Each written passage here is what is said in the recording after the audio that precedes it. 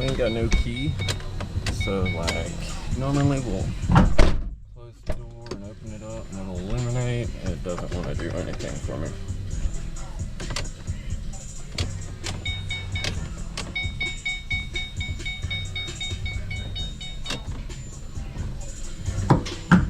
We have the trunk button.